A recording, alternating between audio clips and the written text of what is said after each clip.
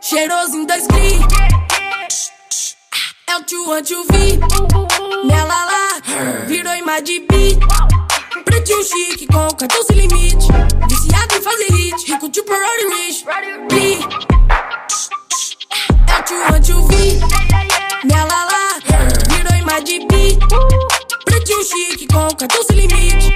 Viciado em fazer hit, rico tipo Roddy Rich. Saco da nota na boca do caixa, volto na Mercedes do Caio. Zero estoque lá da Outlet, ficando bonito ainda mais. Não se assusta quando vê o pai com a bebê no Golf Partline. Dinheiro do Spotify, traje do Spotlight. Let's get it! Tô gastando mesmo, não dá nada. Bitch se segura, tá com um sócio da NASA. Tá pedindo pra subir na nova multistrada. Quer fugir de casa, dá um peão na quebrada.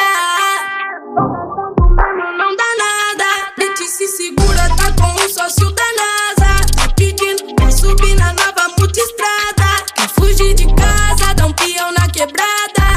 É de lei. Os bico inveja, vivência, eu sei. O tempo sempre mostra quem é quem. O que me importa é os de verdade bem.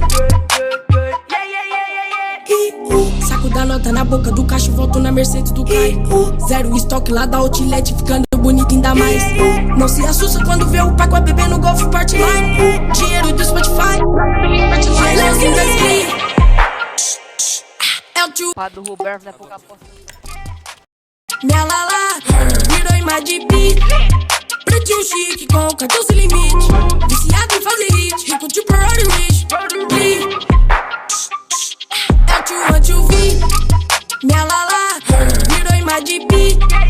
Pretinho chique com cartão sem limite.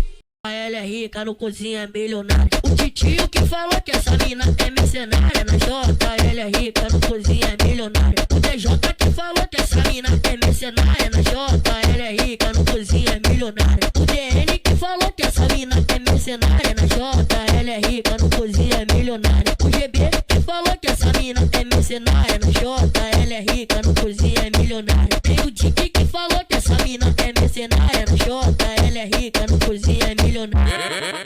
Esse é o W7 Martins, é o cara que tá conhecido pelos 4 cantos da cidade do Rio de Janeiro. Ela me viu aqui no Jeep, eu sou um cara inteligente. Parou do meu lado, ficou olhando pro meu pente. Viu que eu tava trajado, cabelo cortadinho, com a fada da Lacoste, bigode fininho. O coroa que falou que essa mina é mercenária. Na Jota, ela é rica, no cozinha é milionária. O titio que falou que essa mina é mercenária.